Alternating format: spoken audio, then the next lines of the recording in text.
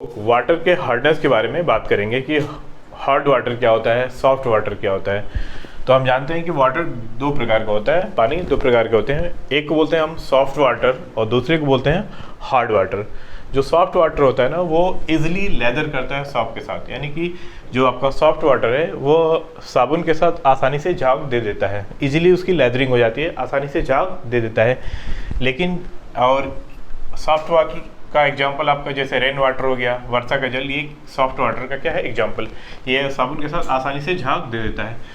दूसरा वाटर है आपका हार्ड वाटर। जो हार्ड वाटर होता है ना, ये साबुन के साथ आसानी से झाग नहीं देता है, not give leather with shop, shop के साथ आसानी से लेदरिंग नहीं करता, झाग नहीं देता। इसका एग्जांपल होता है जैसे आपका समुद्र का जल, नदी का जल, ये हार्ड वाटर होते हैं।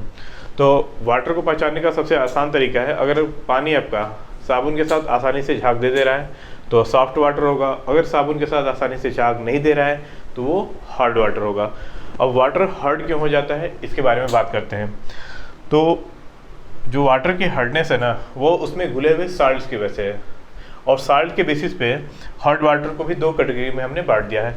एक को बोलते हैं टेम्पररी हार्डनेस और दूसरे को बोलते हैं परमानेंट हार्डनेस। अब देखो, अगर कोई वाटर, कोई पानी है और उस पानी में कैल्शियम और मैग्नीशियम के बाइकार्बोनेट्स घुले हैं, कैल्शियम और मैग्नीशियम के क्या घुले हों, बाइकार्बोनेट्स, जैसे कैल्शियम कार्बोनेट या मैग्नीशियम कार्बोनेट घुले हो, तो इस टाइप का जो वाटर होता है उसको बोलते हैं टेम्पररी हार्ड वाटर। अब इसको टेम्पररी हार्ड वाटर क्यों बोलते हैं, क्योंकि थोड़ा सा अगर इसको बॉयल कर देंगे ना तो इसकी हार्डनेस खत्म हो जाएगी। तो हमने देखा कि टेम्पररी हार्डनेस क्या होती है, अगर कोई पानी है और उस पानी में कैल्शियम और मैग्नीशियम के बाइकार्बोनेट्स घुले हों तो ऐसे वाटर को हम बोलते हैं क्या, टेम्पोररी हार्ड वाटर। और टेम्पोररी हार्ड वाटर इसलिए बोलते हैं कि थोड़ा सा उसको बॉयल कर दोगे ना तो हार्डनेस उसकी दूर हो जाती है।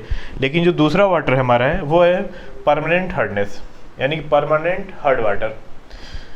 अब ये क्यों होता है, तो जो परमानेंट हार्ड वाटर होता है ना, वो होता है उसमें घुले हुए calcium chloride, magnesium chloride, calcium sulphate, magnesium sulphate के कारण। यानी कि जो वाटर की परमानेंट हार्डनेस होती है ना, उसके पीछे कैल्शियम और मैग्नीशियम के क्लोराइड या सल्फेट घुल की वजह से होती है। यानी कि अगर कैल्शियम और मैग्नीशियम के जो क्लोराइड होते हैं या कैल्शियम और मैग्नीशियम के जो सल्फेट होते हैं ना, अगर वो पानी में घुल जाए तो वाटर क्या हो जाएगा, परमानेंट हार्ड। अब इसको परमानेंट हार्ड क्यों बोलते हैं, क्योंकि जो परमानेंट हार्डनेस होती है ना, उसको सिंपल बॉइलिंग से हम समाप्त नहीं कर सकते। इसके लिए इसको समाप्त करने के लिए, यानी परमानेंट हार्डनेस को समाप्त करने के लिए कुछ स्पेशल मेथड्स का प्रयोग करना पड़ता है, इसलिए इसका नाम पड़ गया क्या, परमानेंट हार्ड वाटर। तो इस तरह से हमने देखा कि वाटर दो टाइप का है। एक को हमने बोला सॉफ्ट वाटर, जो साबुन के साथ आसानी से झाग दे दिया। दूसरे को हमने कहा हार्ड वाटर, जो साबुन के साथ आसानी से झाग नहीं दे रहा था, जैसा कि नदी और आपका समुद्र का जल था। और फिर हार्ड वाटर को हमने देखा कि दो टाइप का होता है, एक होता है टेम्पररी हार्ड वाटर, दूसरा होता है permanent hard water. Temporary hardness जो थी वो कैल्शियम मैग्नीशियम के बाइकार्बोनेट्स की वजह से थी, और जो परमानेंट हार्डनेस थी वो कैल्शियम और मैग्नीशियम के क्लोराइड और सल्फेट्स की वजह से थी। और जो आपकी टेम्पररी हार्डनेस होती है ना, उसको तो आप सिंपल बॉइलिंग से रिमूव कर ले दो, हटा ले दो, इसलिए नाम पड़ गया, टेम्पररी वर्ड आ गया। लेकिन जो परमानेंट हार्डनेस है उसको सिंपल बॉइलिंग से हम समाप्त नहीं कर सकते, उसके लिए स्पेशल टेक्निक का यूज करना पड़ता है, इसलिए नाम इसका हो गया परमानेंट हार्ड वाटर। तो इस तरह से हमने देखा कि वाटर की हार्डनेस क्या होती है और कितने टाइप के हार्ड वाटर होते हैं।